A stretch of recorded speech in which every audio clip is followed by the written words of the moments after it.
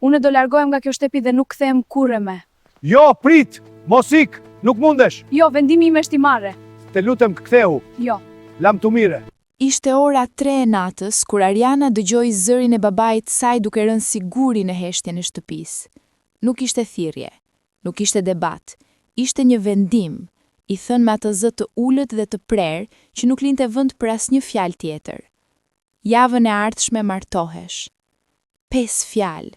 Vetëm 5 fjalë dhe gjithë bota e Arianës u shem si muri vjetër pas shiut. Ajo qëndroi pas derës së dhomës, me dorën mbi gojë, me zemrën duke i rrahur aq fort sa mendoi se do ta dëgjonte edhe vet babai. Nuk i dridhen këmbët nga frika, i dridhen nga diçka më e thellë, nga ajo ndjesi kur kuptoi se e gjithë jeta e saj ishte vendosur pa e pyetur fare, si një send, si një mal gruri që kalonte nga dora e njërit te dora e tjetrit. Nëna e saj, Zejnepe, nuk tha gjë. Ariana e diti nga heshtja, ajo heshtje e gjatë, e rëndë, që nuk ishte pajtim, por ishte kapitullim. Edhe nëna e saj kishte mësuar të heshte kur Ramizi fliste. Nëse ti ishe në vendin e Arianës, çfarë do të bëje? Do të largoheshe apo do të qëndroje? Shkruaje në komente. Historia e saj mund t'ju lërë pa fjalë. Fshati i tyre quhej Luga e Bardhë, një emër aq i butë për një vend aq të ashpër. Ishte një fshat i vogël, i mbyllur midis maleve, ku çdo gjë dihej nga të gjithë dhe ku askush nuk fliste hapur. Fshat ku gratë dilnin herët dhe ktheheshin vonë, ku fëmijët rriteshin me frikën e shkopit dhe respektin e heshtjes. Fshat ku burrat uleshin në kafene dhe vendosnin fatin e familjeve, ndërsa gratë piqnin bukë dhe mbillnin misër dhe ushqenin kafshët dhe rritnin fëmijë dhe mbryllnin gojën. Ariana kishte rritur në atë fshat, kishte mësuar rregullat e tij pa i mësuar kurrë me fjalë, thjesht i kishte thithur nga ajri si pluhuri e verës. Por brenda saj, gjithmonë kishte diçka që nuk pajtohej, diçka që shikonte andej nga malet dhe pyeste, "Çfarë ka atje?" Ajo kishte mbaruar shkollën e mesme me notat e larta, kishte ndruar universitetin, kishte ndruar qytetin, kishte ndruar një jetë ku fjalët e saj do të kishin peshë. Por Ramizi, babai i saj, nuk dinte gjuhën e ëndrave. Ai dinte vetëm gjuhën e traditës, të kanunit, të asaj që thuhet dhe asaj që bëhet. Dhe ajo gjuhë thoshte qartë, vajzat nuk shkojnë në qytet, vajzat martohen. Ariana kishte 22 vjet, dhëndri i zgjedhur nga babai i saj kishte 45 vjet. Emri i tij ishte Skënder Leka, burri pasur nga fshati fqinj, me tokë të shumtë dhe me 3 shtëpi.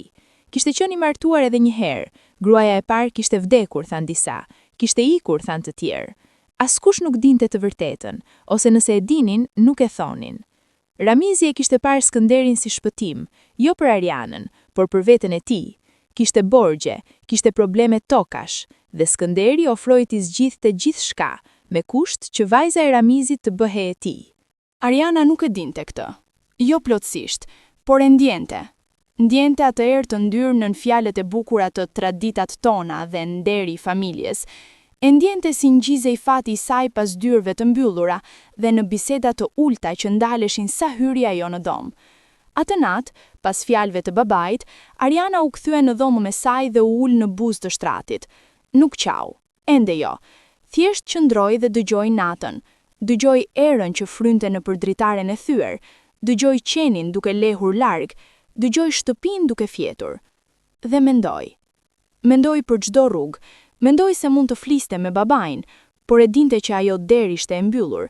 Mendoi se mund të kërkonte ndihmë nga nëna, por nëna e saj ishte një grua e thyer, e mësuar të shihte vetëm atë që i lejohej të shihte. Mendoi për mësuesen e saj, zonja Hatixha, që i kishte thënë një herë, "Ariana, ti ke mendje, mos e lejo askënd ta fikte." Por zonja Hatixha ishte larguar nga fshati vite më parë. Nuk kishte asnjë, kishte vetëm veten. Dhe veten e kishte, gjithmonë e kishte pasur, edhe kur gjithçka tjetër i mungonte. 5 ditë para dasmës, ajo fjala që Ariana nuk mundte ta thoshte pa ndjer gllambim në fyt, Ramizi e qoi vajzën e tij në shtëpinë e Skënderit. "Të takoheni pak," tha ai si të ishte diçka e natyrshme, si të ishte diçka e bukur. Shtëpia e Skënderit ishte e madhe. Kjo ishte gjëja e parë që vure re, jo bukuria, por madhësia. Ajo lloj madhësie që nuk ngrohet dot, që të bën të ndihesh i vogël brenda saj. Muret e larta, dhoma të shumta, orendit e rënda dhe të errta. Ariana ecte nëpër atë shtëpi dhe ndjente sikur po ecte brenda një varri. Skënderi e priti në sallë, ishte burri gjatë me flok gri, me sy të zinj dhe të qetë. Ajo lloj qetësie që nuk vjen nga paqja, por nga siguria absolute se gjithçka do të shkojë sipas dëshirës tij.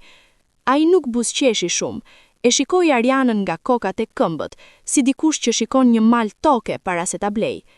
E bukur, tha ai, duke i folur Ramizit, jo Arianës.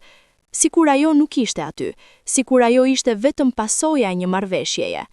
Ariana qëndroi drejt, nuk uli kokën, nuk buzëqeshi, shikoi drejt para, jo Skënderin, por murin pasdi, ku vare një pasqyrë ndjetër me kornizë druri. Në atë pasqyrë pa veten e saj, sytë e mëdhenj dhe të errët, nofullën e shtrëngur, flokët e lidhura shpejt nga nëna para se të dilnin, dhe u tha vetes, kjo vajzë nuk do të qëndrojë këtu. Nuk e tha me zë, por e tha, dhe pasi e tha, diçka ndryshoi brenda saj, sikur çelin dyert e një rome të mbyllur shumë gjatë dhe ajri i ri hin i gjithi menjëherë. Kur u kthyen, Ramizi ishte një humor të mirë, fliste, bënte shaka me veten, fliste për familjen e mirë dhe të ardhmen e ndritur. Ariana ecte pas tij dhe nuk dëgjoi asnjë fjalë. Atë mbrëmje, pasi shtëpia fjeti, Ariana hapi dollapin e saj dhe shikoi brenda. Kishte pak gjëra, disa rroba, një libër apo dy, fotot e vjetra të shkollës. Mori çantën e shkollës që i kishte mbetur nga klasa e fundit, e hapi, e zbrazi dhe filloi të mbush me kujdes.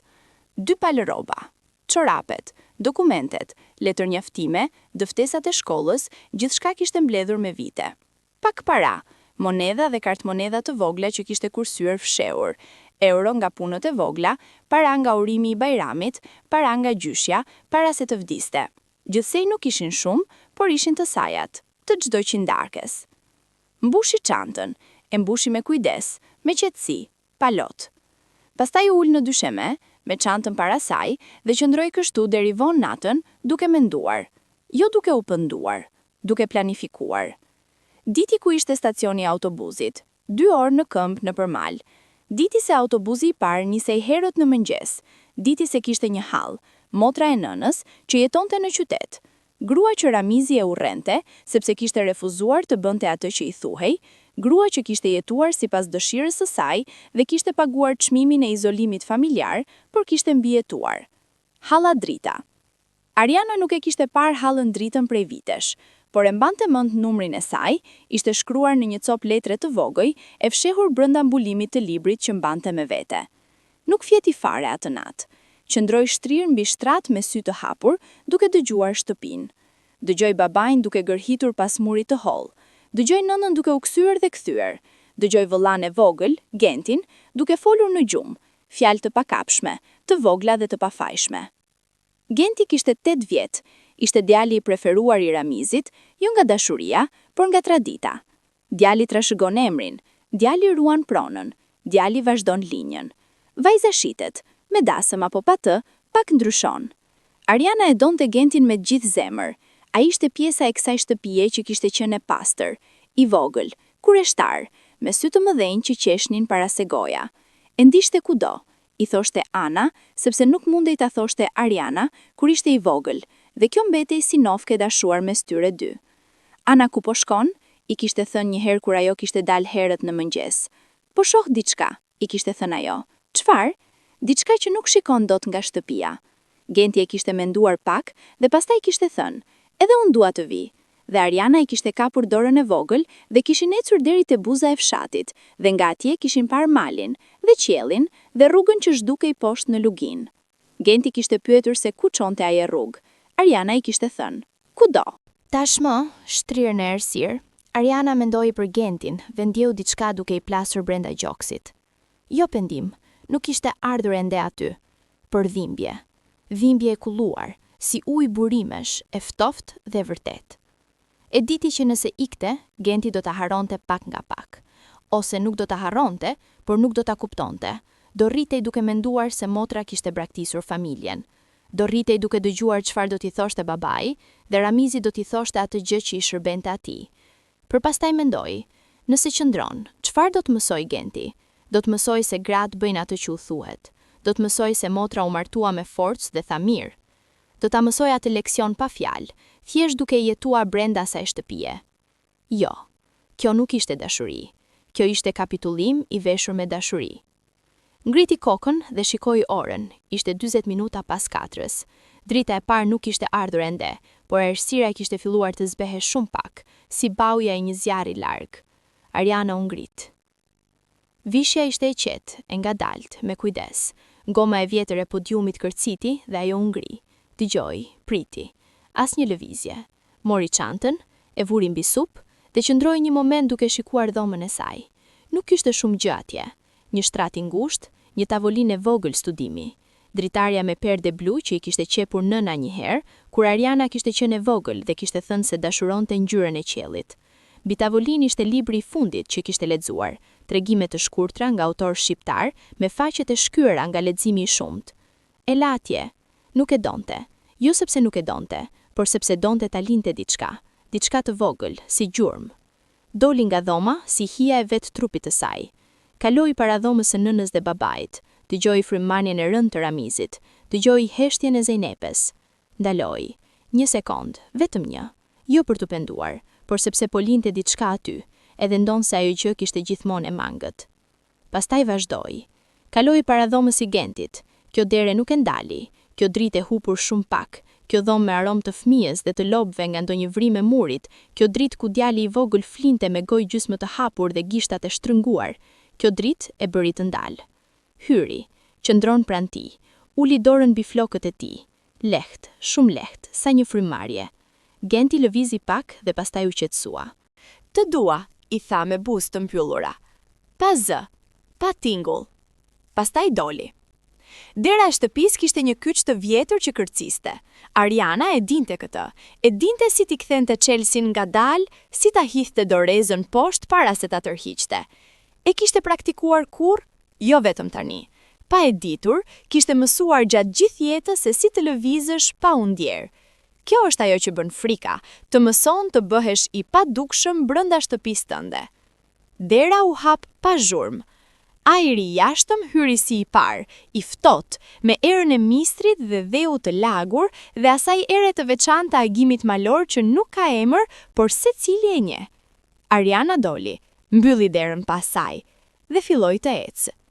Nuk kishte elektricitet rrugëve të fshatit, jo të gjitha. Disa pika kishin llampa të vjetra rrugore që ndizeshin her pas here, por mëngjeseve të hershma më shpesh ishin fikur. Ariana ecte me kujtesën si hartë. Ky gur, kjo lëm, kjo kthehet majtas, kjo pemë vjetër gjysmë e shembur, kjo ura e vogël mbi kanal. Njohu çdo gjë me këmbët, jo me syt. Ishte ende errët kur fshati ju dha fund dhe rruga filloi të ngjitej. Bëri 2 orë nëpër mal siç e kishte llogaritur. Por malet e natës janë ndryshe nga malet e ditës. Janë më të gjata, kanë tingull tjetër, ngjyrë tjetër dhe frikën e vet. Ariana dëgjoi kafshë duke lëvizur në shkure, dëgjoi zojshtë e parë duke filluar bisedën e tyre të hershme, dëgjoi erën duke goditur gjethet. Nuk u ndal. Frika ishte aty, nuk gënjehesh dot, por kishte diçka tjetër gjithashtu. Diçka që ecte krahas frikës dhe ishte po aq e fuqishme. Liri. E para herë e vërtet, liri e vërtet, jo ëndra, jo imagjinata, por hapat konkret mbi dhe, trupi i saj që lëviste sipas vullnetit të vek. Kur arriti te stacioni kishte gri, as nat as ditë. Ajo gria e hershme kur bota është gjysma e zgjuar. Stacioni nuk ishte stacioni vërtet. Ishte një ndërtesë e vogël me çati të vjetër dhe një stol druri dhe një tabel me orare të shkruara me dorë. Kishte 2 njerëz aty tashmë, një plak me shport dhe një burr i ri me çantë pune. Nuk e shikuan me asnjë kureshti të veçantë, ose e shikuan dhe nuk treguan. Ariana u ul në stol dhe priti. Mendoi, tani do të kthehem? Jo. Mendoi, apo bëj gjën e duhur? Mendoi gjatë, por ishte pyetja e gabuar. Pyetja e duhur ishte, a ka rrugë tjetër? Dhe e dinte përgjigjen. Autobusi erdhi. Ariana hipi, pagoi, u ul pranë dritares. Kur autobusi u nis, Ariana shikoi jashtë. Fshati kalonte pas dritares. Shtëpitë e ulta, oboret me gardh druri, pemët e motshme të dafinave, kishën e vjetër pa kryq. Pastaj malet, pastaj vetëm rruga dhe qielli, dhe mandej heshtje. Jo heshtja e shtëpisë, ku gjithçka ishte ngjeshur dhe e rënd, por heshtja e hapësirës, heshtja e diçkaje që fillon. Ariana mbylli sytë dhe mbajti frymën. Ndjeu autobusin duke lëkundur lehtë. Ndjeu ngrohtësinë e diellit të parë duke hyrë nga xhami, dhe për herë të parë prej shumë netësh i la lotët të vinin, jo nga dobësia, por sepse trupi kishte nevojë, sepse zemra kishte grumbulluar shumë dhe duhej lëshuar pak. I qau pa zhurmë, pa lëvizje të madhe, vetëm lotët. Halla drita banonte në lagjen e vjetër të qytetit, në një apartament të 3 katëshi, me balkon të vogël që shikonte nga një rrugë ngushtë me gur kaldrëm. Ariana i gjeti adresën nga numri i telefonit dhe nga përshkrimi i vjetër që mbante mend. Tronditi derën herët shumë, ndoshta shumë herët. Priti. Asgjë. Tronditi sërish. Pastaj hapi dera dhe në prag qëndroi një grua rreth të 50-ave, me flok gjysmë gri, me sy identik me sytë e nënës së Arianës, por me shprehjen tjetër, hapët, të trembur, por kureshtar. Kush je ti? Ariana, vajza e Zejnepes. Grua si u zgjua diçka në fytyrë, diçka mes surprizës, dhimbjes dhe asaj kuptimit të menjëhershëm që vetëm gratë njëri tjetrës e kanë. Hyr, tha thjesht. Halla drita nuk pyeti shumë menjëherë. I bëri kafe, i dha ujë, i zgjati një peshqir dhe ul përballë saj dhe e shikoi me ato sy të qeta që thoshnin: "Jam këtu. Fol kur dihesh gati." Ariana foli, i tregoi gjithçka, jo me rend, jo bukur, por me atë mënyrë si të gjitha fjalët kanë pritur shumë kohë dhe tashmë dalin njëra mbi tjetrën. Foli për babain, për Skënderin, për orën 3 të natës, për 5 fjalët. Foli për çantën e mbushur natën, për rrugën nëpër mal, për autobusin e hershëm. Foli duke u dridhur, jo nga i ftohti, por nga ajo lloj dobësie fizike që vjen pasi rri shumë kohë i fortë dhe pastaj dikush të u lejon të bëhesh i dobët për pak. Halla drita dëgjoi pa e ndërprer. Kur Ariana mbaroi, gruaja ngreu dorën dhe e la mbi dorën e Arianës. "Ke bërë mirë," tha. "Çfarëdo që mendon tani, dije që ke bërë mirë." Ariana nuk tha gjë, por për herë të parë që kur kishte dëgjuar ato 5 fjalë të babait, ndjeu diçka duke u lëshuar brenda. Nuk ishte shpëtim, nuk ishte lumturi, por ishte diçka e thjeshtë dhe e vlerësueshme. U ndje e parë. Ato ditët e para ishin të vështira me mënyra që Ariana nuk e kishte parashikuar. E kishte menduar largimin si kufirin, si pikën ku gjithçka do të ndryshonte, por jeta nuk funksionon me kufi. Largimi ishte fillimi i diçkaje, jo fundi diçkaje tjetër, dhe ajo diçka e re kishte nevojat e veta, kërkonte gjëra të veta, kishte peshën e vet. Halla drita jetonte ngushtë, kishte punë administrative në ndërtesën komunale, nuk fitonte shumë, por mjeftonte për të dhe nuk kishte fëmijë. E priti Arianën me zemër të hapur, por me duart jo shumë të mbushura. Ariana diti që nuk mund të mbetej pa punë. Mori punë pas 2 javësh, si shitse në një dyqan ushqimor pranë lagjes, punë jo si ajo që kishte ëndërruar, por punë e ndershme, me pak të vogël por të sigurt. Pronari të dyqanit i duhej dikush i besueshëm dhe i zjelshëm. Ariana ishte të dyja. Ngrihej herët, mbërrinte e para, bënte gjithçka me kujdes, nuk ngurronte, nuk ankohej, nuk vonohej. Por brenda mbarte diçka të rëndë. Çdo mëngjes, kur zgjohej në dhomën e vogël të hallës, ku flinte mbi një divan të vjetër me jorganin me lule, kishte ato disa sekonda para se mendja të zgjohej plotësisht, kur nuk dinte ku ishte. Dhe pastaj kujtonte, dhe me kujtimin vinte gjithçka. Genti, nëna, fshati, rruga nëpër mal, dera e mbyllur pas saj. Nuk kishte telefonuar, nuk guxonte, dinte që telefoni i babait ishte i parë dhe çdo numër i ri do ta zbuloste. Halla drita i kishte thënë: "Mos telefono tani, jo ende, lëri ujërat të qetësohen", por ujërat brenda saj nuk qetësoheshin. Kishte ditë kur mendonte të kthehej, jo sepse donte, por sepse vetmia kishte peshë fizike, si diçka që të shtypte nga sipër. Qyteti ishte i madh dhe i huaj, njerëzit ecnin shpejt dhe papritur, nuk kishte asnjë nga ato gjëra që i dinte, asnjë fytyrë të njohur, asnjë rrugë me emër, asnjë pemë nën të cilën kishte ndenjur një herë. Kishte momente kur qëndronte pas kasës dhe shihte në përxhamar rrugën dhe njerëzit dhe mendonte, a di ndonjëri nga këta se ku jam? A di ndonjëri se ekzistoj? Kjo ndjesi e invizibilitetit totale ishte ndoshta gjëja më e vështirë. Nuk e kishin mësuar atë ndjesi as filmat, as librat, nuk ishte dramatike. Ishte e qetë dhe e vazhdueshme, si dhimbje dhëmbësh, nuk të çon në dysheme, por nuk të lë të harrosh.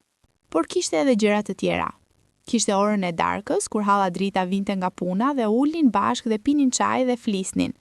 Halla tregonte historinë e vet, si kishte dalë nga familja, si kishte paguar, si kishte mbijetuar.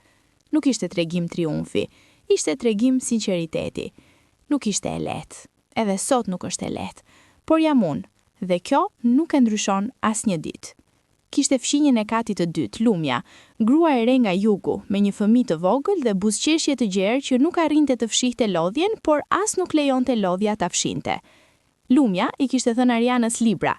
Lexo, kur të merr mendja, kishte thënë, dhe Ariana kishte lexuar, natën vonë kur apartamenti ishte i qetë. Kishte ato rrugët e qytetit që i mësonte pak nga pak, emrat, drejtimet, kthimet. Kishte dyqanin ku njerëzit vinin çdo ditë dhe pak nga pak filluan të kuptonin atë, të flisnin me të, t'i buzëqeshnin. Kishte jetën pak nga pak që fillonte të bëhej e saj. Erdhi pas 6 vjavësh. Halla Drita ishte ajo që e zgjodhi kohën. Mendoj se tani mund të telefonosh nënën, jo babain, nënën. Ariana qëndroi gjatë me telefonin në dorë para se të shtypte numrin. Tingëlloi 2 herë, 3. Pastaj zëri i nënës, i ulët, si gjithmonë, me atë dhimbje të fshehur që Ariana e dinte të njohte edhe pa e parë fytyrën. Ana? Ariana ndjeu diçka duke plasur. Jam mirë, nën. Heshtje e gjatë.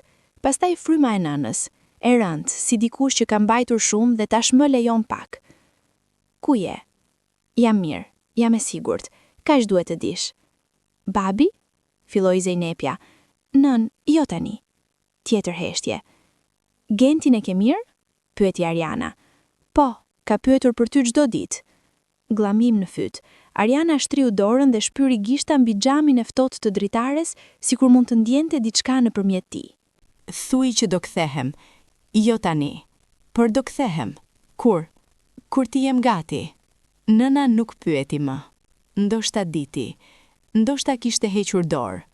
Ose ndoshta ajo vetë kishte dashur një herë të bënte të njëjtën gjë, dhe nuk ishte guxuar, dhe tani bija e kishte bërë, dhe kjo i jepte diçka, jo gëzim, por ndonjë gjë mes gëzimit dhe dhimbjes, që nuk ka emër. Kujdes veten, tha Zejnepja. Ti gjithashtu, dhe vendosën. Ariana qëndroi me telefonin ende në dorë dhe dëgjoi erën jashtë. Pastaj u ngrit, shkoi në banjë, u la fytyrën. Pa vete në pasqyrë, jo pasqyrën e shtëpisë së Skënderit me kornizë druri, por pasqyrën e thjesht, plastike, të Hallës Dritës. Pa veten, duke i ndryshe, jo bukur ndryshe, thjesht ndryshe. Syt kishin diçka brenda tyre që nuk kishte qenë para, ose ndoshta kishte qenë, por tani shihej. 3 muaj pas largimit, Ariana mori vendimin tjetër të rëndësishëm. Halla Drita i kishte treguar për kurset e mbrëmjes, programet e mësimit të rriturve, kualifikimet profesionale, mundësit. Nuk ishte universiteti i ëndëruar, por ishte hap drejt tij. Ishte derë. Ariana u regjistrua në kurs administrate dhe kompjuteri. Do mbërrinte atje 3 mbrëmje në javë, pas ndërrimit në dyqan. Do ishte e lodhur, do ishte e vështirë. Bëj, kishte thënë Lumja, fqinja, kur ja kishte treguar. Lodhja kalon, regjia e jetës nuk kalon. Ariana nuk e kishte harruar këtë frazë. Klasa e parë e kursit ishte tronditse, jo sepse ishte e vështirë, por sepse ishte e mirë. Ishin 10 njerëz në sallë, të rritur të gjitha moshave, secili me historinë e vet, secili me arsyen e vet. Mësuese ishte zonja Vjolca, grua e mesme me flok të shkurtër dhe mënyrë direkte, e cila fliste me respekt me të gjithë dhe nuk trajtonte asnjërin si inferior. Ariana kishte harruar si ndihej kur dikush të fliste si njëri i barabartë. Mori shënime të shumta, dëgjoi me vëmendje, pyeti kur nuk kuptonte. Dhe kjo, vetë kjo, ishte e re. Të pyesesh pa u turpëruar, të zbuloje ignorancën tënde pa frikë. Pas orës, zonja Vjolca e kishte ndalur.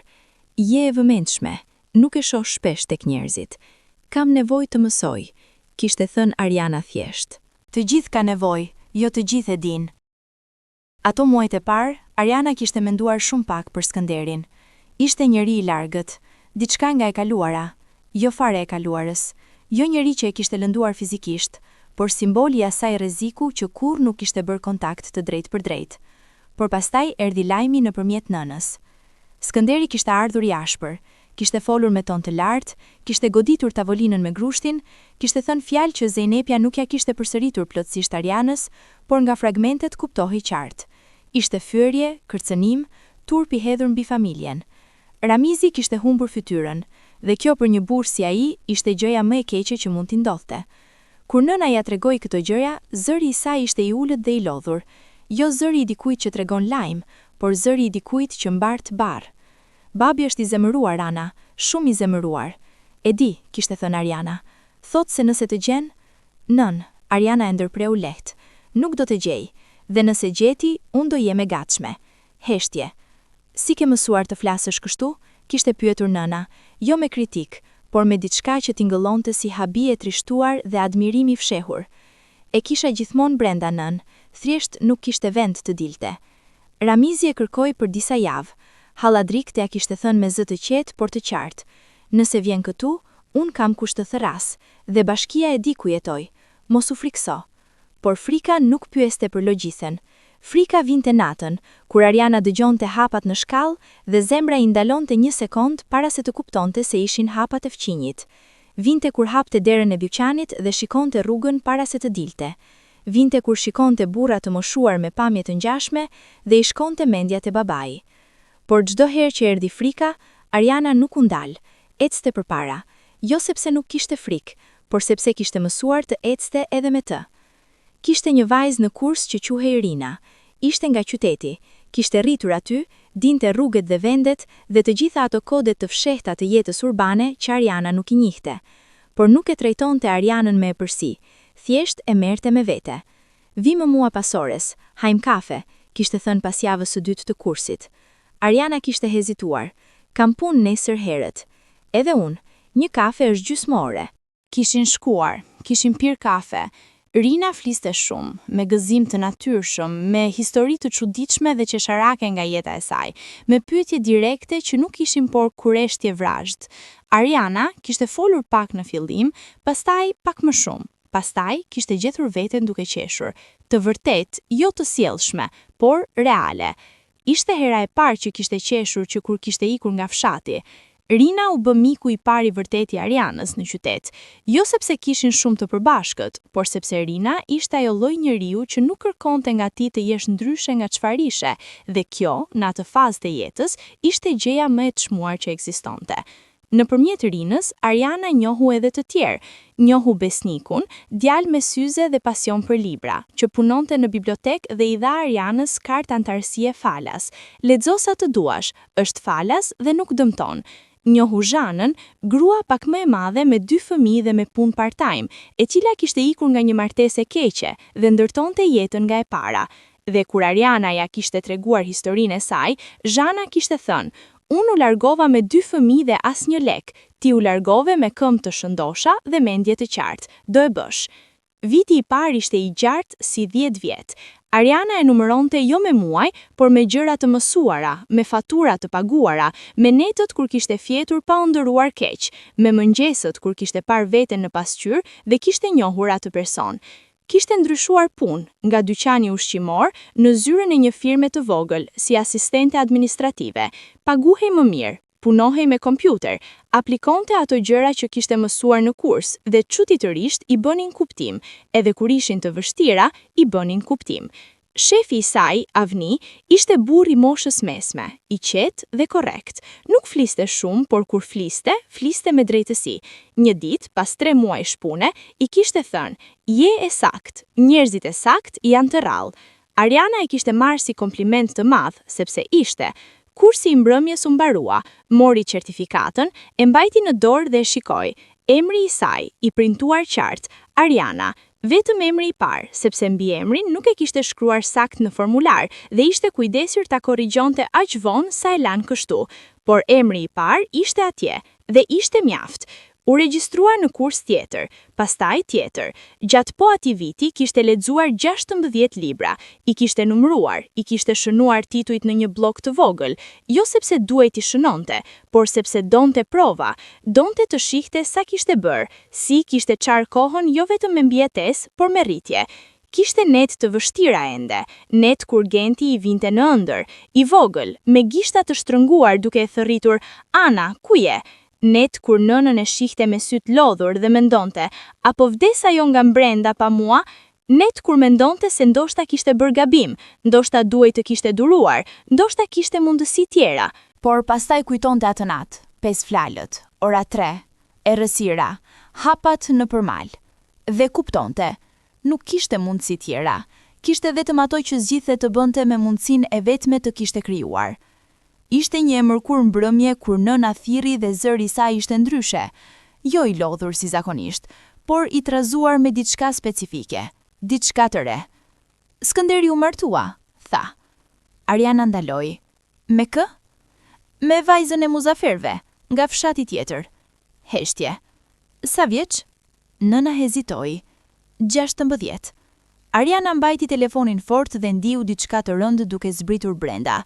Jo zili, jo triumf, por atë lloj trishtimi të errët kur kupton se padrejtësia vazhdon, se bota nuk ndalet për shkak të vendimit tënd, se vajzat e tjera po paguajnë çmimin që ti ja shmangu vetes. "Ajo vajzë," filloi. "Nuk kemi çfarë bëjmë, Ana. Jo ne si familje, por dikush duhet." "Ana." "Di," tha. "Di, por nuk pajtohem." Ky lajm e ndryshoi diçka brenda Arianës, jo drejtimin, por thellësinë, e bëri të mendoj. Largimi i saj ishte shpëtim personal, por çfarë bënte për të tjerët? Ky mendim nuk e braktiste. Nuk kishte përgjigje të menjëhershme, por e ruajti atë pyetje brenda sigur në xhep, gjithnjë prezente, gjithnjë me peshë. 2 vjet pas largimit Ariana kishte punë të qëndrueshme, kurs universitar me korrespondencë që kishte filluar me kujdes e me frikë, apartament të vogël, të vetin, të marrë me qira, jo të hallës, 3 miq të vërtet, dhe diçka që nuk kishte emër preciz, por që ngjante me qetësi, jo lumturi, jo mungesë dhimbjeje, por atë qetësi që vjen kur i di kufirit e tu dhe i respekton, kur e di se kush je dhe nuk kërkon miratim. Apartamenti i saj ishte i vogël, një dhomë, kuzhinë ngushtë, banjo me pllaka të çara, por kishte bler një bim, fikus i vogël në kënd, kishte vënë disa libra në raft, kishte varur një fotografi, jo nga fshati, por foto që kishte bërë ajo vetë, nga parku qytetit, ku pemët ishin të Gjelbra dhe qielli ishte i kaltër dhe nuk ishte asnjë njeri, por duke si vend ku njerëzit janë të mirëpritur. Ajo foto e kuptonte çdo gjë. Hallja drita e vizitonte çdo të shtunë. Pinin kafe bashk, flisnin.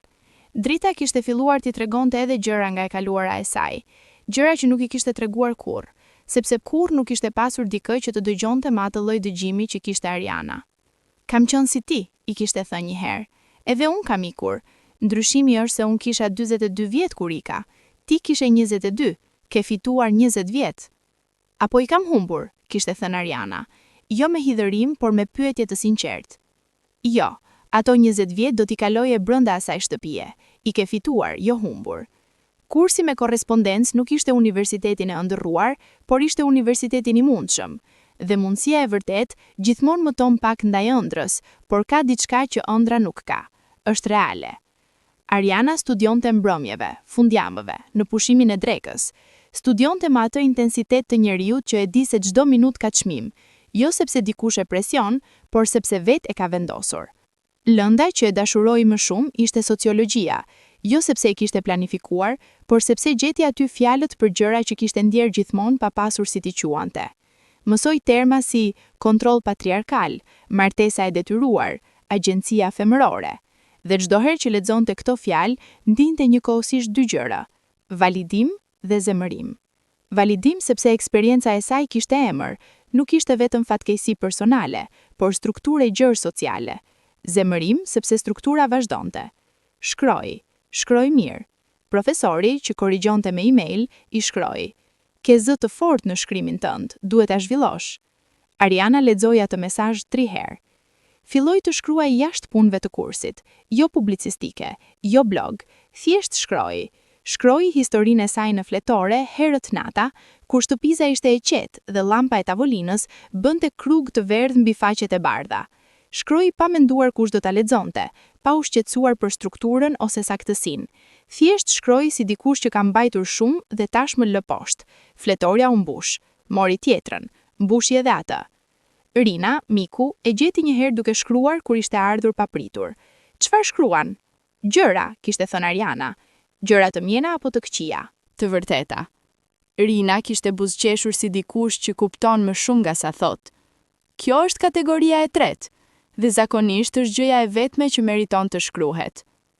Ndodhi pa paralajmërim të madh, ose me atë lloj paralajmërimi që ti e di, por shpreson se nuk do vi. Nëna kishte telefonuar një të enjte dhe kishte thënë: "Do vi të shtunën, vetëm unë, babi nuk di." Ariana kishte mbetur e heshtur disa sekonda. "Si do vish?" "Me autobusin, e di rrugën." "Je sigurt?" "Jo, por po vi një lloj." E shtunën e atë javë, Ariana nuk gjeti dot punë, jo punë të vërtet. Halli kishte lënë leje, por mendja nuk e gjente qetësinë. Pastroi apartamentin 2 herë, bleu kafe të re, bleu kos dhe gjizë të freskët, gjërat e thjeshta që e dinte nëna i donte. Kur tronkiti dera, Ariana hapi shpejt.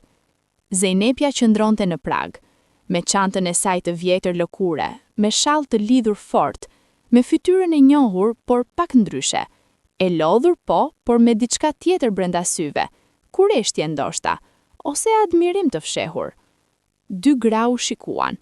Njëra kishte ikur, tjetra kishte mbetur. Dhe mes tyre ishte gjithçka që nuk mund të thuhej me fjalë. Zejnepja hapi duart. Ariana hyri brenda tyre si herën e fundit kur kishte qenë fëmijë e vogël dhe kishte pasur nevojë për mbrojtje. Dhe ndjej diçka duke u shpërbër, diçka e vjetër dhe e vështirë, si akulli kur prek ujin e ngrohtë. Qanë të dyja, pa fjalë, pa shpjegime. Vetëm ato lotë që janë grumbulluar shumë kohë dhe tashmë kishin gjetur vendin e tyre. Uleshin pastaj pranë dritares, me kafet para tyre dhe flisnin, me ato biseda të çuditshme ku thuhet shumë duke thënë gjëra të thjeshta. Zejnepja shikoi apartamentin, shikoi bimën, shikoi librat, shikoi foto në mur. "Ke bërë shtëpi?" tha. "Po." "Vetëm?" "Po." Nëna shikoi duart e veta, duart e punuara, me nyjat e fryera, me gjurmët e punës vjetëve. "Unë nuk munda kurrë," tha qetë. Jo si akuzë i vetes, por si konstatimi i trishtuar dhe i sinqert. "Ke mundur të vish sot," tha Ariana. "Kjo nuk është pak." Zejnepja shikoi dhe për herë të parë, Ariana pa nënën e saj si grua, jo si nën, jo si autoritet, jo si viktim, por si grua me historinë e vet, me zgjedhjet e veta, me harresat e veta, dhe deshi edhe më shumë. Zejnepja qëndroi disa orë. Para se të largohej, mori dorën e Arianës dhe i tha diçka që Ariana nuk e priste. Skënderi tha se nuk donte more. Pas 2 muajsh pasi u larguave, u tërhoq. Tha se nuk merr grua që nuk vjen me dëshirë. Ariana e shikoi. "Pse nuk ma the më parë?" "Sepse babi nuk donte ta dije. Thoshte se fyehej edhe më shumë. Dhe sepse nuk dija si të ta thoja, si t'i jepja kuptim." Ariana qëndroi me atë lajm duke qarkulluar brenda. Skënderi kishte tërhequr. Ndoshta kishte pasur ndonjë grimcë ndershmërie, ose ndoshta vetëm pragmatizëm. Nuk kishte rëndësi pse. Kishte rëndësi që ikja e saj kishte ndikuar. Diçka kishte ndryshuar për shkak të veprimit të saj. "Faleminderit që e more guximin të vish sot, nënta." Zejnepja e mori fytyrën mes duarve dhe puthi në ball, sikur ishte fëmijë, si nëna e dinte ta bënte kur donte të thoshte gjëra që goja nuk gjente. 3 vjet pas largimit, Ariana ishte njëri tjetër. Ose ndoshta ishte e njëjta njëri, por e zbuluar plotësisht, si statuja brenda gurit kur skulptori heqte pricën. Kishte mbaruar kursin universitar me korrespondencë. Kishte filluar punë në organizatë jo qeveritare, vend që punonte me çështje sociale, me familje në nevojë, me gra dhe fëmijë në situata të vështira. Paga nuk ishte e madhe, por kuptimi ishte i madh. Çdo ditë shkonte në punë dhe ndjente diçka që nuk e kishte ndjerë në dyqanin ushqimor ose zyrën administrative. Ndjesia se puna e saj kishte lidhje direkte me jetët e njerëzve, se fjala e saj, koha e saj, vëmendja e saj, Kishin vlerë konkrete për dikë tjetër. Kishte raste kur takonte vajza të reja në situata të ngjashme me të sajën, jo identike. Çdo histori është e veçantë, por me ato ngjashmëri thelbësore, presionin, frikën, pavendosmërinë, atë ndjesi të qenit i bllokuar mes traditës dhe dëshirës. Ariana nuk u fliste si eksperte, u fliste si njeri. Di si ndihesh, u thoshte, jo si formul, por si e vërtet. Dhe ato vajza e shinin dhe ndinin diçka duke ndryshuar brënde, sepse ajo dëshmi e gjallë, ajo grua që kishte qëndruar atje ku ishin ato dhe kishte vazhduar dhe kishte mbjetuar dhe kishte ndërtuar, ishte prova më e fuqishme që mund t'u jepej. Besniku, miku i bibliotekës, i kishte propozuar dikur të shkruante, jo fletore private, por publike, blog, faqe, diçka. Nuk jam shkrimtare, kishte thënë Ariana. Ke 2 fletore të mbushura plot e sipër, çfarë je atëherë? Ajo kishte qeshur, dikush që shkruan për veten. Fillim i mirë, shkrimi gjithmonë fillon kështu. Kishte filluar të shkruante online, jo historinë e saj drejt për drejt, o tema nga ajo, rreth presionit familjar, rreth guximit të thonit jo, rreth mbijetesës dhe ndërtimit. Shkruante thjesht, njerëzisht, pa pretendime. Njerëzit e lexonin, njerëzit komentonin, njerëzit ndanin. Ishte e çuditshme, ata nuk e dinin si quhej, nuk e dinin nga vinte, por i ndinin fjalët si të tyre, sepse fjalët ishin të vërteta, dhe e vërteta ka aftësinë të kalojë nëpër të gjitha muret. Çdo herë kur fliste me nënën, dhe tashmë flisnin rregullisht, me kujdes, duke shmangur disa tema por duke u afruar në të tjera, Ariana dëgjonte babain nga distanca. Kishte herë kur ai kalonte pranë telefonit dhe dëgjohej zëri i tij, ose hapat, ose kërkimi diçkaje, por nuk fliste kurrë me Arianën. Nëna nuk e shtyu, Ariana nuk e kërkoi. Por ishte aty, ai mur, ai mos falim, ajo luftë e ftohtë e heshtur që nuk zgjidhej dot me kohë vet. Duhej diçka tjetër. Ariana mendonte për babain me ndjesi të ndryshme në momente të ndryshme. Kishte momente zemërimi, kur kujtonte 5 fjalët, kur kujtonte shtëpinë e Skënderit dhe atë shikim si mall. Kishte momente mëshire, kur mendonte Ramizin si burr të friksuar, të ngushtë, të çuar nga fëmijëria e tij e ashpër dhe bota e tij e vogël, duke bërë gjën e vetme që dinte të bënte. Kishte momente trishtimi, kur mendonte se ndoshta kurrë nuk do të flisnin si njerëz të lirë, babe di. Por nuk kishte momente pendimi. Kjo ishte gjëja e rëndësishme, pavarësisht nga çdo ndjesi tjetër, pendimi nuk vinte. Lajmet nga fshati vinin nëpër nënën, të copsuara, të filtruara, të selektuara me kujdes nga Zejnepja që e dinte se çfarë duhet thënë dhe çfarë jo. Por disa gjëra kaluan filtrin. Ramizi kishte plakur shpejt pas largimit të Arianës, kishte pasur probleme shëndetësore, zemra, siç thoshte nëna me atë ton neutral që nuk shton shumë. Kishte shitur pak tokë, kishte hequr dorë nga disa pretendime dhe kishte filluar të fliste më pak, jo heshtja e autoritetit, por heshtja e dikujt që ka rënë brenda vetes. Ariana dëgjonte këto gjëra dhe nuk gëzohej, por as nuk pikëllohej me atë mënyrën e vjetër të fëmijërisë. Ndjente diçka neutrale, diçka mes kuptimit dhe distancës, si dikush që shikon stuhi nga larg dhe e di se nuk e prek, por e kupton forcën e saj. Genti kishte 13 vjet tani dhe kishte filluar të telefonoj vet. Herën e parë, Ariana e kishte mbetur pa fjalë. Zëri i tij kishte ndryshuar, kishte thelluar. Nuk ishte ai zëri i vogël i fëmijës, por tashmë kishte fillimin e tingullit të adoleshencës. Ana, jam unë. E di që je ti. Nuk ekzistonte askush tjetër në botë që më thirret kështu. Genti kishte qeshur, qeshja e vjetër, e njohur, edhe pse zëri kishte ndryshuar. Flisnin her pas here, jo shumë gjatë. Genti ishte adoleshent dhe adoleshentët nuk flasin gjatë me të rriturit, pavarësisht dashuriak, por flisnin. Genti pyeste për qytetin, pyeste si ishte jeta atje, pyeste me ato pyetje të paskrupullta të adoleshencës, gjëra si pse ike dhe a pendohesh dhe a do kthehesh ndonjëherë? Ariana i përgjigjej sinqerisht. Ika sepse duhej. Pse duhej? Sepse fati im ishte vendosur pa mua dhe unë nuk pajtova. Por babi thot, Genti, babi thot atë që mendon ai. Unë po të tregoj atë që ndodhi. Mendoje vet ti, kjo është puna jote, mendoje vet. Pas kësaj bisede, Genti kishte heshtur pak. Pastaj kishte thënë, ti je ndryshme nga vajzat e fshatit.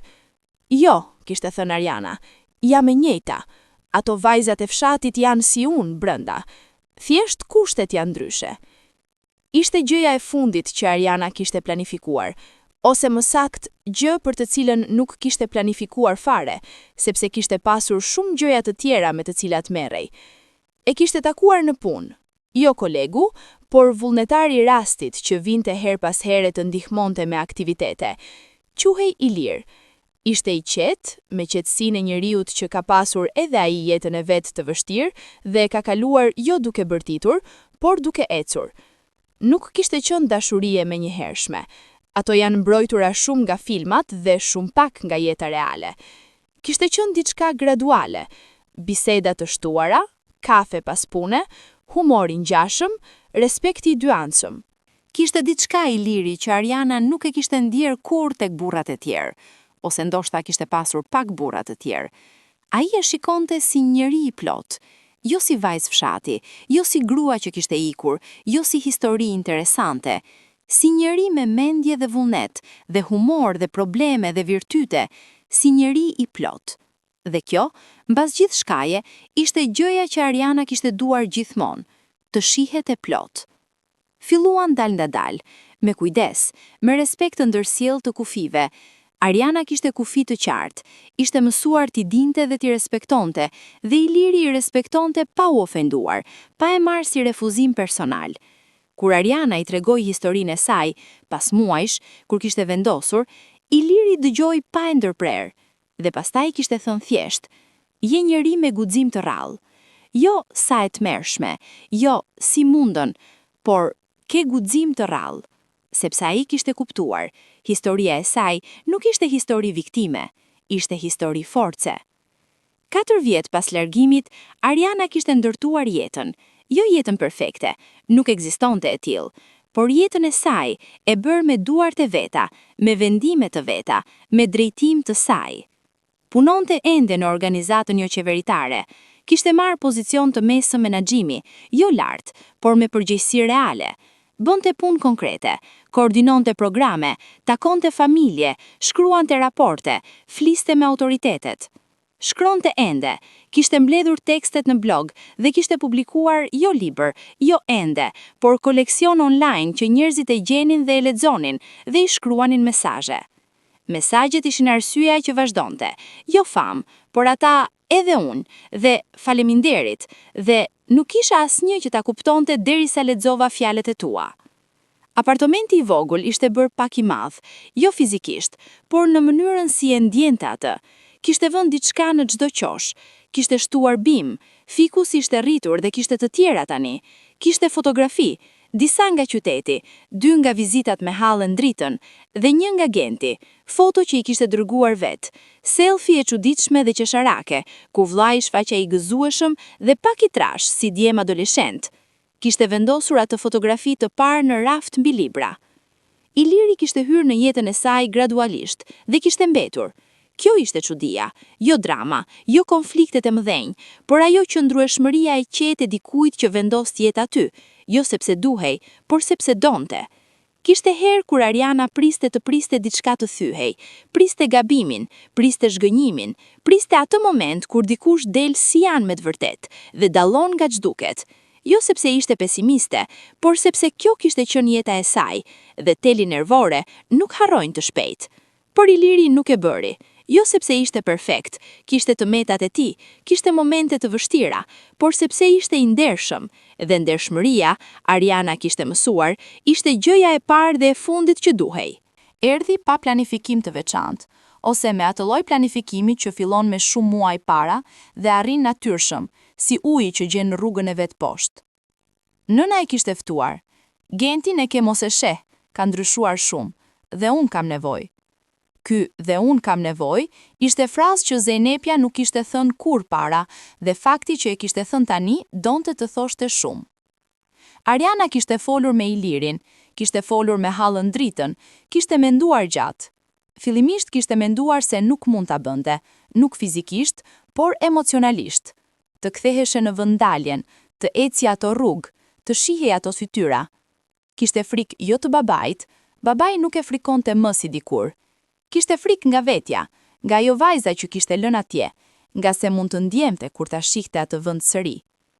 Por pastaj kishte menduar, çfarë do të thotë nëse nuk shkoj? Do të thotë se ai vend ka ende fuqi mbi mua. Do të thotë se jam ende brenda tij, edhe pse fizikisht jam larguar. Dhe ajo nuk e donte atë. Shkoj një të shtunë mëngjesi, me autobusin, të njëjtin linjë, por këtë herë shkoj si udhëtare me biletat e veta, jo si aratise me çantën e mbushur natën. Kishte me vete çantë vjetër, jo çanta e shkollës, por çanta e pastër e udhëtares. Malet ishin njësoj, rruga ishte njësoj, fshati ishte njësoj, pothuajse. Kishte disa shtëpi të reja, kishte asfalt të ri në rrugën qendrore, kishte pemë të reja, por thelbi i tij ishte njësoj. Ai heshtje dhe ai zhurmë specifike e fshatit, ato mëngjeset e aromës së mistrit dhe dheut. Zejnepja e priti në portën e jashtme. E shikoi duke ardhur nga rruga dhe uli duart e veta bashk, gjestin e asaj që mban diçka të shtrenjtë dhe nuk di si. Ariana ecte drejt, shikonte shtëpinë, po ajo shtëpi, me muret e njohura, me portën e njohur, me pemën e mollës në këndin e oborrit. Shikoi të gjitha dhe ndiu diçka, jo tmerr, jo malli thjesht, por diçka mes të dyjave, diçka komplekse që nuk kishte fjalë. Kur mbërriti, Zejnepja e mori, qëndruan kështu duke heshtur, dy gra, nën e bij, me gjithçka mes tyre dhe mbi gjithçka lidhjen. Babi është brenda, tha nëna qet. Di. Nuk di si do jetë. Asun, por jam këtu. Hyri në shtëpi. Ramizi ishte mulur në karrigen e vjetër, po ajo karrige, gjithmonë po ajo. Por ai vet dukej ndryshe, ishte plakur, shumë dhe shpejt. Flokët ishin krejt bardh, shpina ishte pak e përkulur. Duart mbi gjyn, ato duar që dikur I kishin dukur të mëdha dhe të frikshme, tashmë dukeshin thjesht duar njeriu. Ramizi e shikoi kur hyri. Asnjëri nuk foli. Ariana qëndroi në mes të dhomës dhe e shikoi babain e saj, jo me zemrim, jo me mall të thjesht, por me atë shikim të njeriu të rritur që sheh njeriun tjetër si njeri, me të metat, me frikët, me historinë, me gjithçka. Ramizi e hapi gojën, e mbyllën, e hapi sërish. Je kthyher, tha ai, jo pyetje, konstatim. Për pak ditë, tha Ariana. Heshtje. Ke ndryshuar, tha ai. Po. Ramizi largoi syt, shikoi nga dritarja, nga ajo dritare e njohur me perden e bardhë të vjetër. Unë filloi dhe ndaloi. Ariana priti, nuk e ndihmoi, jo nga ngurtësi, por sepse dinte që disa fjalë duhen gjetur vet, nuk mund t'i japësh tjetrit. Gabova, tha Ramizi, 2 fjalë, të ulta, pothuajse të pakapshme, si diçka e thënë për veten, por e lënë të dëgjohej. Ariana ndjeu zemrën duke rrahur fort. Ato 2 fjalë, sa I kishte pritur, sa herë I kishte imagjinuar, sa herë kishte menduar se kurrë nuk do t'i dëgjonte. Dhe tashme ishin aty, dhe ishin të vërteta. Jo perfekte, jo mjaftueshme për gjithçka, por të vërteta. Di, tha ajo. Ramizi e shikoi sërish. Në sytë e tij kishte diçka. Jo lot, ai lloj burri nuk qante, ose të paktën nuk lejonte të shihej, por diçka e lëngshme brenda, diçka që kishte shkrier pak. Pyeti, dhe ishte pyetje e thjesht, por me gjithë rëndësinë e botës, sepse Ramizi nuk kishte pyetur kurrë kështu. Kishte urdhëruar, kishte deklaruar, kishte vendosur. Por pyetur, me atë kureshtje të vërtet, me atë hapje ndaj përgjigjes, kjo ishte herë e parë. Jam mirë, babi, tha Ariana, jam shumë mirë. Genti erdhi nga shkolla ndërkohë, kishte rritur aq shumë sa Ariana nuk e njohu për gjysmë sekondi. I gjatë, me supin e gjerë, me ato sy të njohur, por tashmë me thellësinë e adoleshentit. Kur e pa Arianën, ndaloi, pastaj shpejtoi dhe e mori me të dyja krahët, si dikush që ka pritur shumë kohë dhe tashmë nuk e kontrollon dot gëzimin. Ana, tha, me zërin e 13 vjeçarit që ende kishte brenda pak nga zëri I fëmijës. I e rritur, tha ajo, duke e shikuar me atë lot të mbanin sit për nuklinin. Ti gjithashtu, tha Gjenti, dhe pastaj qeshi. Po si rritem unë kur ti je një lloj? Gruas nuk I thuhet mosha, tha Ariana, dhe të dy qeshën. Kaluan ditët, ato 3 ditë kthimi të plot, jo të lehta, jo perfekte. Kishte tensione në ndërzirme, kishte heshtje të rënda në momentet e caktuara. Ramizi nuk u bë njëri tjetër brenda 3 ditësh, as nuk pritej, por kishte hapësirë tani. Hapësirë e vogël por reale, ku Ariana dhe babai i saj mund të ekzistonin njëkohësisht pa luftë. Kishte gjëra të vogla. Ramizi i kaloi kafen mëngjesit pa u thënë. Ramizi dëgjoi kur ajo flishte me nënën pa u larguar. Ramizi, dhe kjo ishte gjëja më e madhe, pyeti çfarë punonte. Jo me skepticizëm, me kureshtje.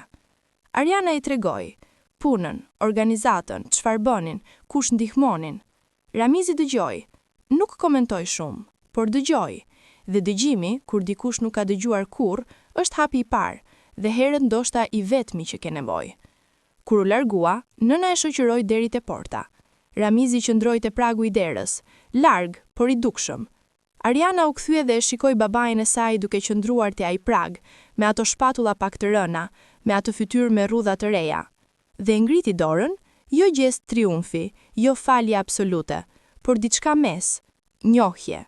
Të shoh, jam këtu, jemi ende të lidhur edhe pse shumë gjëra janë thyer. Ramizi ngriti dorën pak, po një lloj. Ariana u kthye dhe filloi të ecte. Pas saj, dëgjoi derën duke u mbyllur, jo me forcë, por lehtë. Kur u kthye në qytet, Iliri e priti në stacion. E pa duke zbritur nga autobusi dhe nuk tha asgjë. Thjesht u afrua dhe mori çantën dhe ecën bashk. Si ishte? Pyeti pas pak. Ariana mendoi. E nevojshme, tha. Po aq. Ecën në heshtje dhe heshtja ishte e mirë. Ai lloj heshtjeje mes dy njerëzve ku nuk ka nevojë të plotësohet me fjalë, sepse është e plot vet.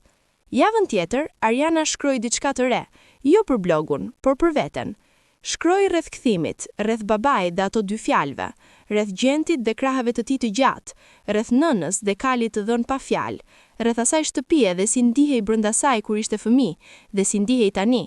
Shkroi deri vonë natën, deri kur syt nuk mbaheshin dot hapur. Dhe kur mbaroi, vuri lapsin poshtë dhe u ndjet jo e lehtësuar, por e plot, sikur mbaron një punë të vështirë dhe e di që e ke bërë siç duhej. Ishte 8 muaj pas vizitës në fshat. Ariana ishte ulur në zyrën e saj, zyrë e vogël, por e saj, kur telefoni i ra. Numri ishte i panjohur, normalisht nuk merrte numrat panjohur, por diçka, instinkti ose rastësia ose fati, siç thot nëna, e bëri të merrte. Ariana, zëri ishte i ri, grua, e re, me atë tension të folurit të dikujt që ka pritur shumë para se të telefononte. Po, unë jam. Quhem Erblina, nuk të njoh personalisht, por kam lexuar shkrimet e tua online dhe jam në situatë si jotja, nuk di çfarë të bëj, nuk di ku të shkoj, nuk kam asnjë. Ariana mbajti telefonin dhe ndjeu diçka duke u ngritur brenda, jo mburrje, jo rëndësi vetjake, por diçka shumë thjeshtë dhe shumë të fuqishme. Kuptimi. Ajo arsyeja e madhe pse i kishte shkruar fjalët, pse i kishte ndajtur, pse kishte zgjedhur të mos i mbante vetëm për vete. Ktu ishte arsyeja. Erblina. Jam këtu, tha Ariana. Fol, dëgjoj. Biseduan gati 2 orë. Ariana nuk i dha zgjidhje, nuk ekzistonin zgjidhje universale, nuk ekzistonin, por i dha diçka tjetër. Prani, kuptim dhe fjalët e sakta të çdo njeriu që ka qenë në atë vend dhe ka ecur. A mund të takohem me ty? Kishte pyetur Erblina në fund. Po, nuk më mërzis. Jo, kjo është puna ime, jo zyrtarisht për ty, por njerëzisht po. U takuan pas 3 ditësh. Erblina ishte 20 vjeçe. 2 vjet më e re nga Ariana kur kishte ikur, me sytë e kuq, me duar të shtrënguara, me atë dupje të dikujt që ka fjetur pak dhe ka qare shumë dhe ka menduar edhe më shumë.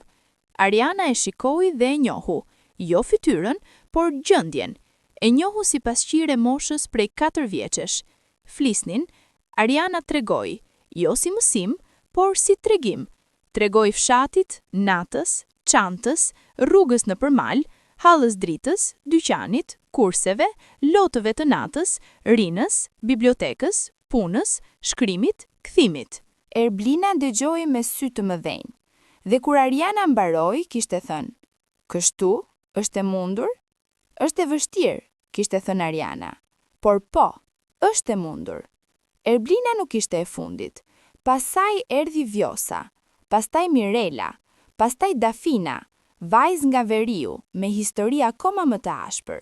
pastaj Lireza dhe Elona dhe Besa. Ariana nuk i kërkoi, ato e gjenin, nëpërmjet shkrimeve, nëpërmjet fjalës gojore, nëpërmjet atij rrjeti të padukshëm të grave që ndajnë informacione të rëndësishme me njëra tjetrën në mënyrën si ndajnë farërat, me kujdes dhe me shpresë. Bashkë me kolegët e organizatës, Ariana ndërtoi një program të vogël, jo me buxhet të madh, jo me infrastrukturë të gjerë, por funksional. Rrjet mbështetje për vajza dhe gra në situata presioni. Vend ku mund të vinin, të flisnin, të gjenin informacion, të lidheshin me burime. E quajtën thjesht Luga, emër i thjesht, pa pretendime. Ajo kishte ardhur nga fshati që quhej Luga e Bardh, duke si gjest i vogël personal, por çdo gjë e madhe fillon me gjest të vogël personal. Halla drita, kur dëgjoi emrin, kishte qenë e heshtur pak, pastaj kishte thënë, Luga e Bardh, ku gjithçka filloi. Dhe ku gjithçka do të ndryshoj, nga bal, kishte shtuar Ariana. Ishte zakoni saj, her pas here shkruante letra që nuk i dërgonte.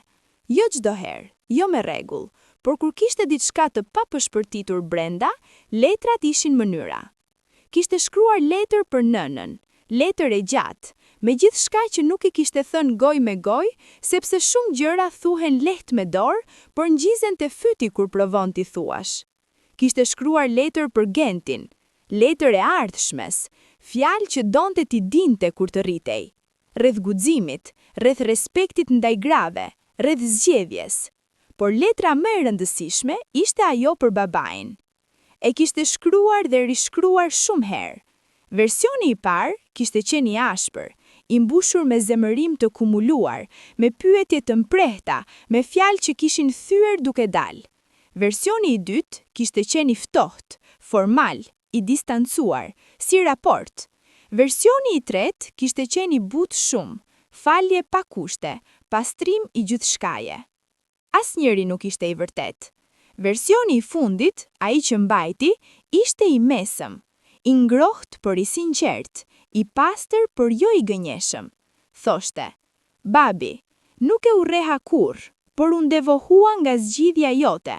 Nuk largohem nga ti si njëri, por u largova nga ajo që doje të bëje me jetën time. Kjo dallim është i rëndësishëm. Dhe dua ta dish, të dua me gjithë atë dashuri komplikuar që fëmijët u kanë prindërve, kur prindërit i kanë lënduar.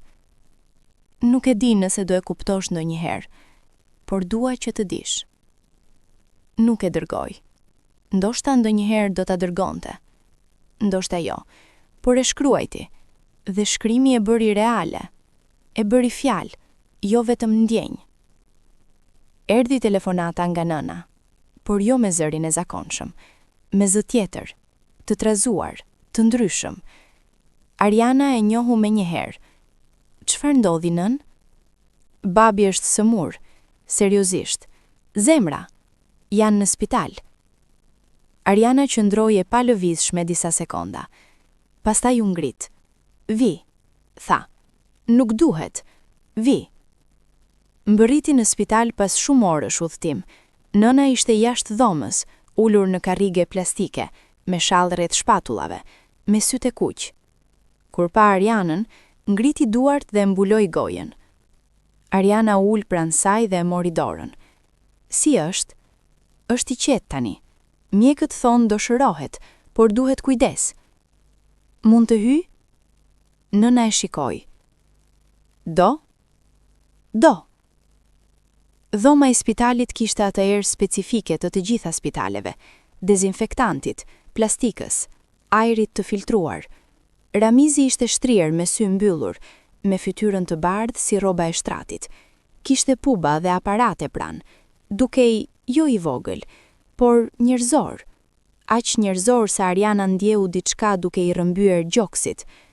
U afrua, u ul në karrigen pranë shtratit. Nuk foli. Ramizi i hapi syt, ngadalë, si dikush që zbret nga gjumi i rënd.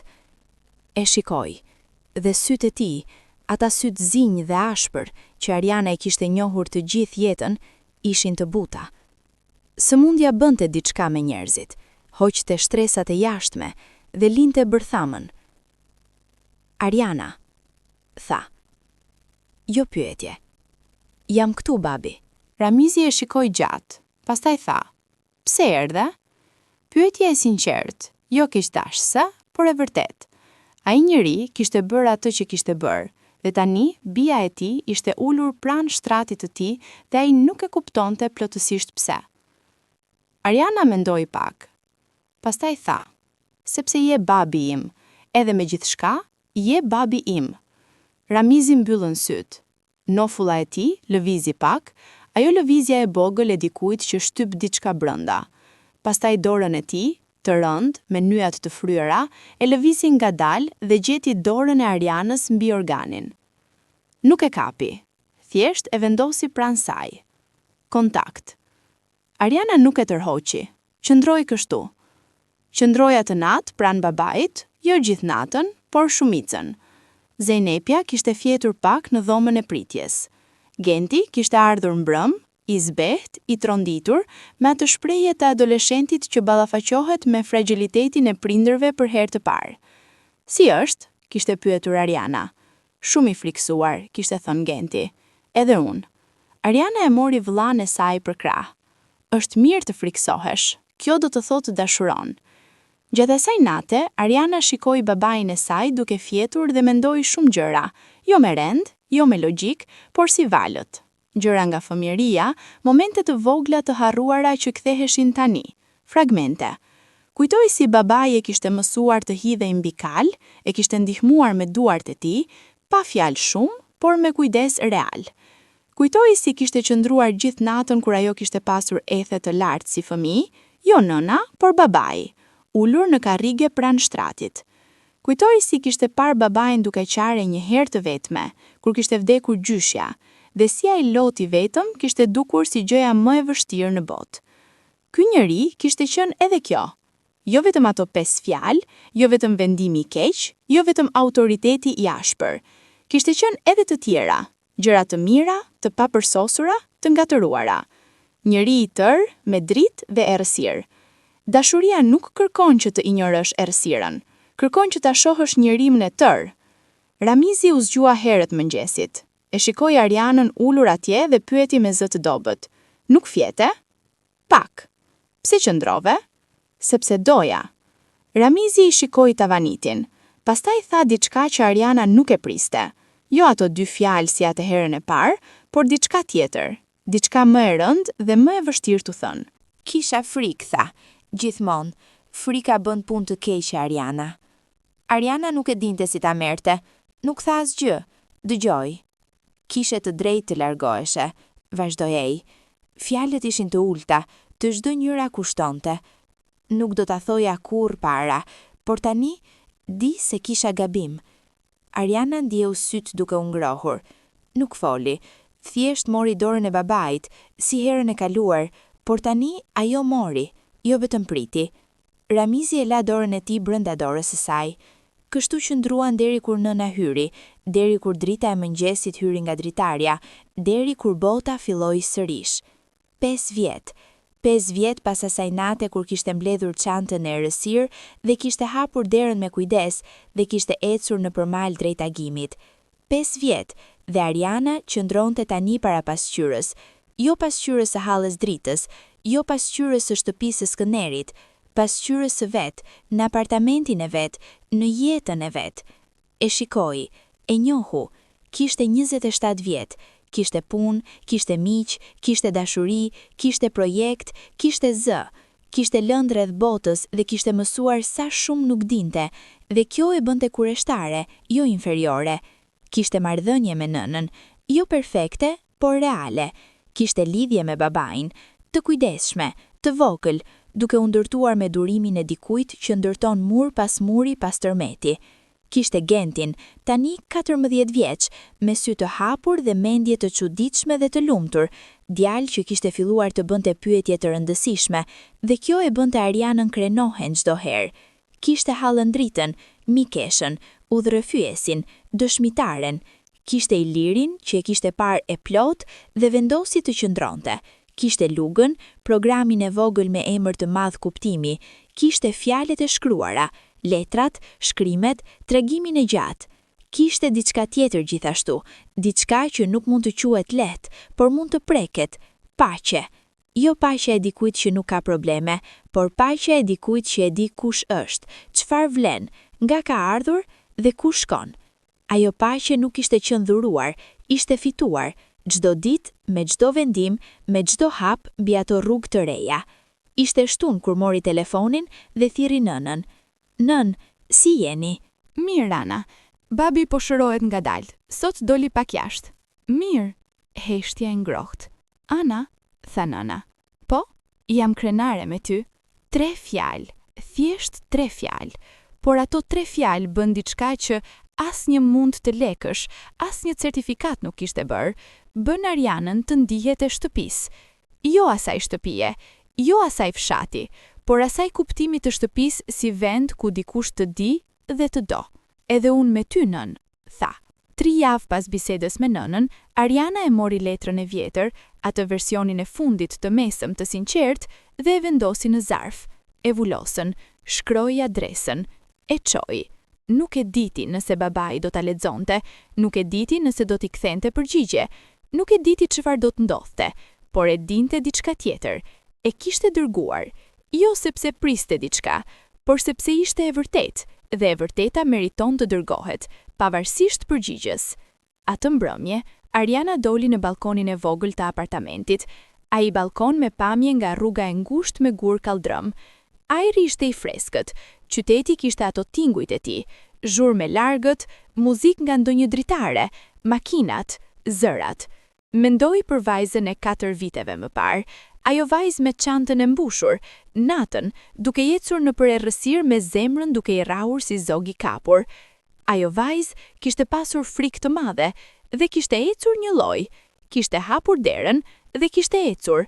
Faleminderit, tha me zë shumë të ulët, jo dikujt tjetër, por asaj vajze, sepse ajo vajzë ishte arsyeja që kjo grua qëndronte tani aty, e lirë, e fortë, e vetë.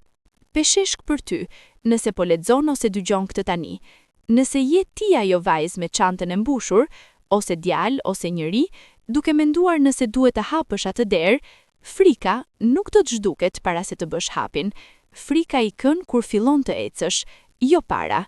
Hapi tjetër ekziston, gjithmonë ekziston, dhe rruga nëpër errësirë çon te agimi, gjithmonë nëse vazhdon.